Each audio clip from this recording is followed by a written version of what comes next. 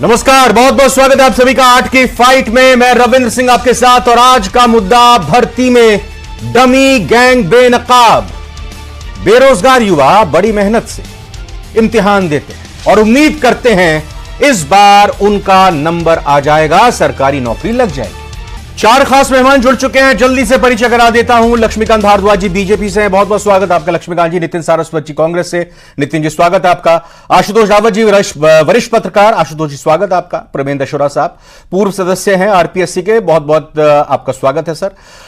तो एक चीज ये निकलकर सामने आ रही है लक्ष्मीकांत जी की, जो परीक्षा पेपर लीक का खेल शुरू हुआ था, जो जानकारी निकल कर आई थी, उसके बाद यह पता चला कि जो व्यक्ति संदिग्ध आरोपी पकड़े जा रहे हैं उनको मुक्त कराने तक के लिए रिश्वत दी और ली गई।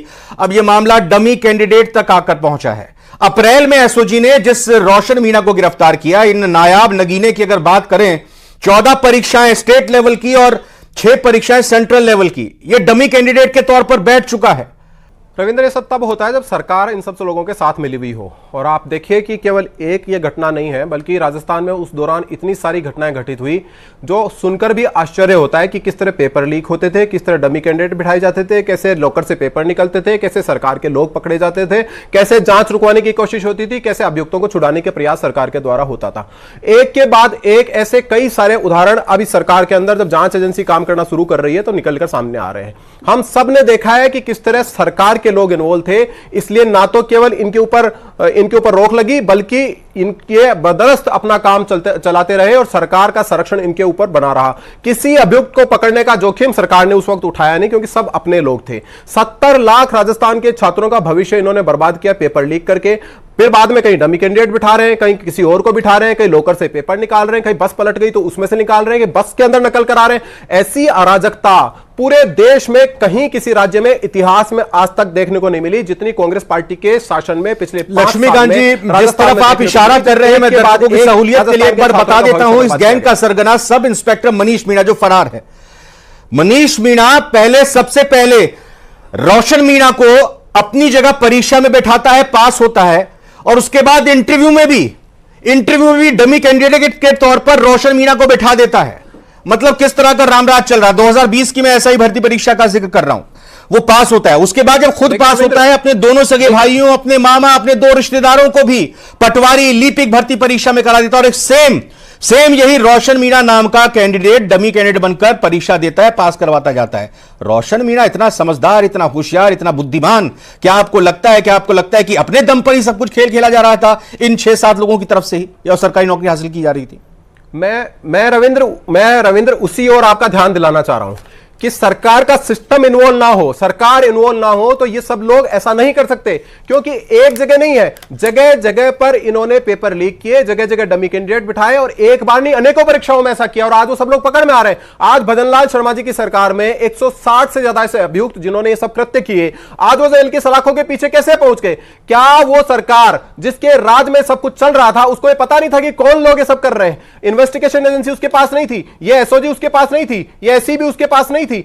क्यों इन लोगों को बचाया गया, क्यों इन लोगों को नहीं पकड़ा गया? क्योंकि सरकार का संरक्षण इनके ऊपर था। सरकार को सब पता था कि पेपर लीक हो रहे हैं, डमी कैंडिडेट बिठाए जा रहे हैं, लोगों को पास कराया जा रहा था, लेकिन मोटी रकम जो इन लोगों के माध्यम से प्राप्त हो रही थी वो सरकार के सिस्टम में ऊपर से लेकर नीचे तक पहुंच रही थी। इसलिए किसी ने कार्रवाई की जहमत नहीं उठाई। राजस्थान के हमारा युवा, 70 लाख से ज्यादा युवा रोता रहा, सड़कों पर लड़ता रहा। राजस्थान का विपक्ष सदन के अंदर लड़ता रहा, सड़कों पर लड़ता रहा कि इन सब लोगों को रोकिए। ना रोकना, ना पकड़ना, ना सीबीआई इंक्वायरी कराना, कोई काम सरकार के सिस्टम में ढंग से नहीं हुआ, क्योंकि पूरी की पूरी सरकार कांग्रेस पार्टी की इसमें शामिल थी। और आपको लगता है एसओजी ने जितने खुलासे किए हैं अपने संसाधन के दम पर, वो दूध का दूध पानी का पानी कर लेगी, मगरमच्छ बड़े पकड़े जाएंगे, या जरूरत है सीबीआई की? देखिए रविंद्र, ये जो सरकार में अफसर आज बैठे हुए हैं, ये पुरानी सरकार में भी थे। मैं कह रहा हूं कि राजस्थान की पुलिस, राजस्थान की एससीबी, राजस्थान की एसओजी सक्षम है हर तरीके के अपराध को रोकने के लिए, हर तरह के अपराध के ऊपर अंकुश लगाने के लिए। सवाल सरकार की नीयत का है, सरकार क्या कर रही है? राजस्थान में भजनलाल शर्मा जी की सरकार बनी, 160 से ज्यादा अभियुक्त आज सलाखों के पीछे पहुंच गए।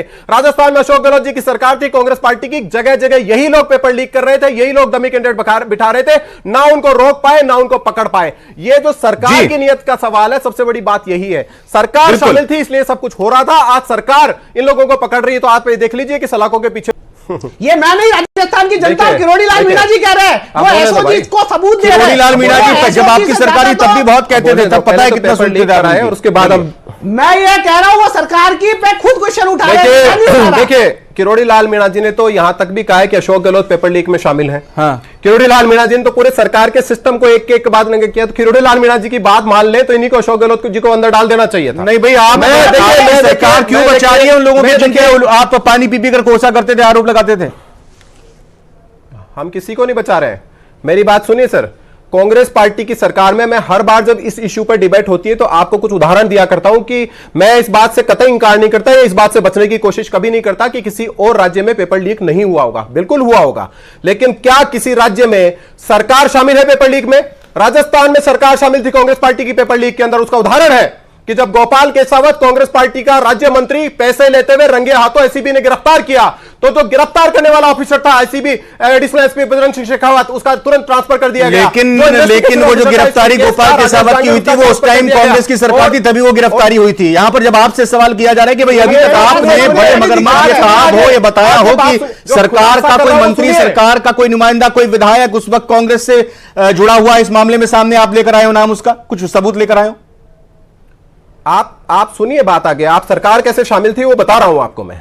जब जिस ऑफिसर राजेश जांगीड़ जिस स्कूल की इंक्वायरी कर रहा था उसका भी इन्होंने तबादला कर दिया, और जब गोपाल केसावत के खिलाफ कोर्ट में चार्जशीट पेश की गई तो उसमें से भ्रष्टाचार की धाराएं हटा दी गई। मजिस्ट्रेट को टिप्पणी करनी पड़ी कि इसको बचाने के लिए आप ऐसा सब ये सब कृत्य कर रहे हो। और आपने क्या किया साहब, एक के बाद एक, चाहे राजीव गांधी स्टडी सर्किल से जुड़े हुए लोग हो, चाहे आरपीएससी के लोग हो, जो आज सलाखों के पीछे बैठे हुए आपके राज में कुकृत्य कर रहे थे और आप इन सबको बचा रहे थे। आप कह रहे हो 286 लोग पकड़ लिए, कौन से 286 लोग पकड़ लिए? ये जो लोग आज पकड़े जा रहे हैं कब तक पेपर लीक कर रहे थे? ये कब लोग युवाओं का भविष्य बर्बाद कर रहे थे? नितिन जी की सरकार के नितिन जी मतलब सबने अपने अपनी सहूलियत के हिसाब से काम किया। दूसरी बात और कर रहे हैं। फिर दूसरी बात,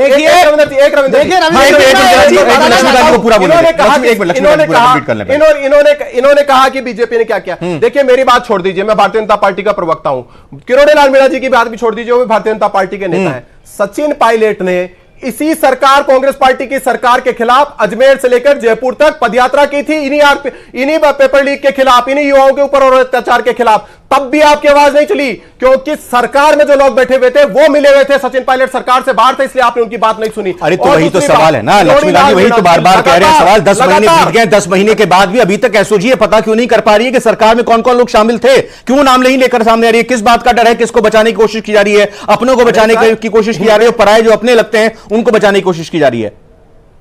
देखिए रविंद्र, 5 साल जो पेपर लीक हुए, 5 साल जो युवाओं का भविष्य बर्बाद हुआ, 10 महीने में 160 लोग पकड़ में आ गए। इन्वेस्टिगेशन बंद नहीं हुई है, इन्वेस्टिगेशन चल रही है और दूसरी गति से चल रही है। जो कोई भी इसमें इन्वॉल्व होगा, विधानसभा के फ्लोर पर मुख्यमंत्री भजनलाल शर्मा जी ने कहा है कि जो बगैर जल्दी से कमेंट कीजिए, फिर बाकी दो मेहमानों के पास जाऊंगा। क्या सारे के सारे लोग सलाखों के पीछे, एक भी नहीं बचेगा।